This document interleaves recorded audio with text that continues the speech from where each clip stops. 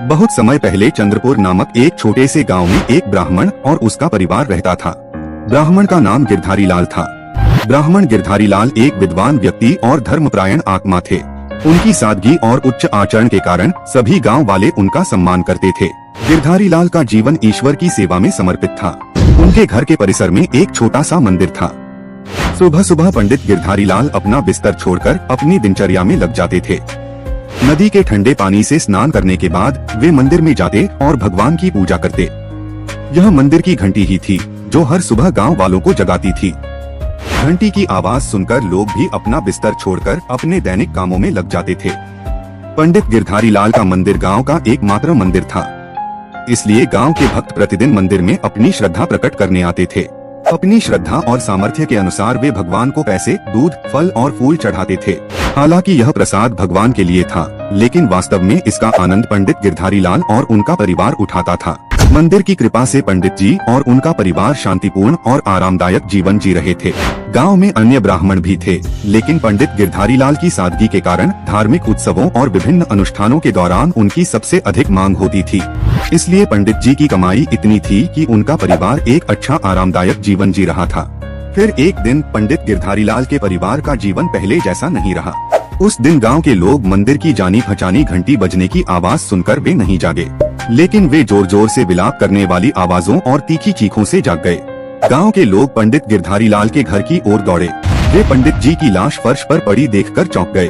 पंडित जी की पत्नी अपने पति की लाश पर फूट फूट कर रो रही थी। अनाथ बच्चे भी रो रहे थे। पंडित जी की अचानक मृत्यु ने उन्हें उनके परिवार से दूर कर दिया था।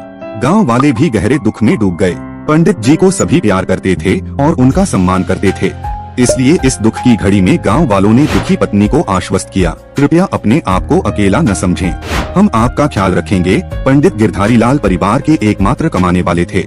हालांकि गांव वालों ने सुनिश्चित किया कि पंडित जी का परिवार भूख से न मरे, लेकिन पहले का आराम और सुरक्षा का भाव गायब हो गया था। पंडित गिरधारी लाल जी मर गए, लेकिन उनकी आत्मा नहीं। अपने अगले जन्म में वे स्वर्ण हंस के रूप में पैदा हुए। आश्चर्य की बात यह है कि उन्हें अपने पिछले जन्म की स्मृति नहीं खोई। अपने वर्तमान हंस रूप में वे अक्सर अपनी पत्नी और परिवार की भलाई के बारे में चिंता करते थे। वह खुद से कहते थे, मेरा परिवार अग्रणी होगा, मेरी अनुपस्थिति में जीवन कितना कष्टमय और कष्टमय होगा। बेचारी पत्नी इस बड़ी दुनिया में अपने छोटे छोटे बच्चों को पालने के लिए संघर्ष कर रही होगी। यह विचार उसे विचलित कर रहा था और वह चैन से नहीं रह पा रहा था। और अधिक सहन न कर पाने के कारण हंस अंततः अपने परिवार से मिलने अपने गांव पहुंचा। उसका डर वास्तव में सच था। उसकी पत्नी और बच्चे कुपोषण के कारण दुबले पतले हो चुके थे। वे गांव वालों द्वारा दान किए गए फटे पुराने कपड़े पहने हुए थे। मासूम बच्चों की यह हालत देखकर उसका दिल रो पड़ा। वह उड़कर घर के अंदर गया। पंडित गिरधारी लाल के बच्चों ने उस अनोखे सुनहरे हंस को घर के अंदर प्रवेश करते देखा। बच्चे उस अद्भुत प्राणी को देखकर बहुत उत्साहित हुए। उन्होंने तुरंत अपनी माँ को बताया, माँ, आपके घर में एक अनोखा सुनहरा हंस आया है। माँ यह सुनकर रसोई से बाहर निकली और जल्दी से अपने कक्ष में चली गई। वहाँ एक सुनहरा हंस देखकर वह चौंक गई। कुछ क्षणों के लिए वह कुछ भी नहीं बोल सकी। सुनहरे हंस ने कहा, मेरी प्यारी, मैं तुम्हारा पति हूँ। क्या तुमने मुझे पहचाना नहीं? मेरे इस जन्म में मैं स्वर्ण हंस का रूप प्राप्त कर लिया है। पत्नी अभी भी इस कथन के बारे में संशय में थी, लेकिन जब स्वर्ण हंस ने उसे अपने पिछले जन्म की कुछ घटनाओं और साथ बिताए कुछ पलों के बारे में बताया तो उसे विश्वास हो गया कि वह वास्तव में उसका पति है। स्वर्ण हंस ने अपने दिल की बात कह दी, मुझे अपने परिवार की दयनीय स्थिति देखकर रोना आ रहा है। पत्नी की आंखें भी आंसुओं से भर गईं। मुझे बहुत दुख है मेरी प्रिय, उसने आह भरी, मैं अपने बच्चों को अच्छी तरह से नहीं रख सकी।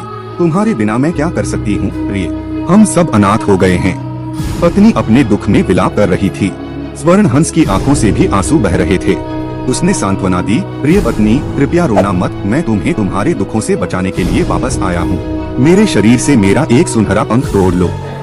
शुरू में तो पत्नी थोड़ी हिचकिचाई, लेकिन सुनहरे हंस के आग्रह पर उसने एक पंख तोड़ लिया। उसे बहुत आश्चर्य हुआ जब सुनहरा पंख वास्तव में सोने के पंख में बदल गया। उसे देखकर वह बहुत खुश हुई। हंस ने कहा, मेरे प्यारे, बाजार जाकर इस सोने के पंख को बेच दो, इससे अच्छा पैसा मिलेगा और तुम अपने और बच्चों के लिए खाना और कपड़े खरीद सकोगे। पत्नी ने सुनहरे हंस को धन्यवाद दिया और बाजार की ओर चल पड़ी। चैनल को सब्सक्राइब करो पहले, हाँ जल्दी करो। मुझे पता है कि आप लोग नहीं करते हो, वीडियो देखते हो लेकिन सब्सक्राइब नहीं करते। ये लाल कलर का बटन नहीं से दबाओ, जल्दी दबाओ, जल्दी दबाओ, फिर मैं शुरू करूँ। दबा दो जल्दी, दबा दिया, घंटी भी दबा देना, ठीक है। उस दिन बहुत दिनों के बाद ब्राह्मण परिवार ने पेट भर खाना खाया और नए कपड़े पहने। ब्राह्मण के परिवार के दुख और तकलीफ के दिन वाकई अतीत की बात हो गए। अब सुनहरे हंस का यह चलन हो गया था कि वह अपने पुराने घर में उड़कर आता और अपनी पत्नी को अपना एक पंख तोड़ने देता। जल्द ही ब्राह्मण की विधवा इतनी अमीर हो गई कि उसने एक नया बड़ा घर खरीद लिया।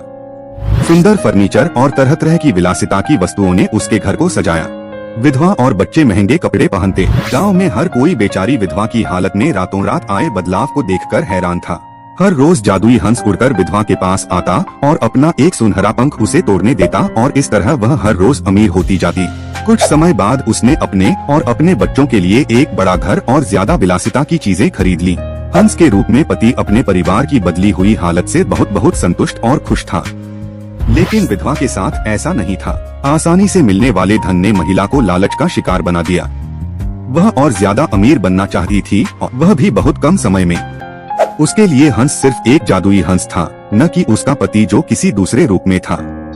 वह सोचने लगी, एक एक पंख मुझे इस क्षेत्र की सबसे अमीर महिला बनाने में बहुत समय लगेगा, लेकिन अगर मैं सारे सुनहरे पंखों को एक साथ तोड़कर बाजार में बेच दूं, तो मैं निश्चित रूप से पूरे क्षेत्र की सबसे अमीर महिला बन जाऊंगी। महिला ने अपनी लालची दुष्ट योजना पर बार बार सोचा और उसे पूरा करने का फैसला किया।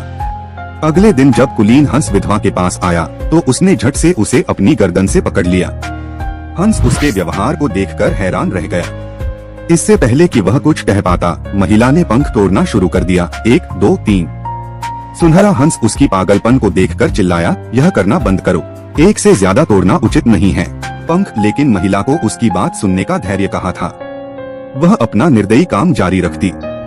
हंस ने विनती की, कृपया मुझ पर दया करें, यह बहुत दर्द दे रहा है, और इसके अलावा अगर आप सारे पंख नोच लेंगी तो मैं उड़ नहीं पाऊंगा। हंस ने महिला से जो भी कहा, उसने उसकी बातों पर ध्यान नहीं दिया और अपना काम जारी रखा। विधवा तभी रुकी जब उसने हंस के शरीर से सारे सुनहरे पंख नोच लिए।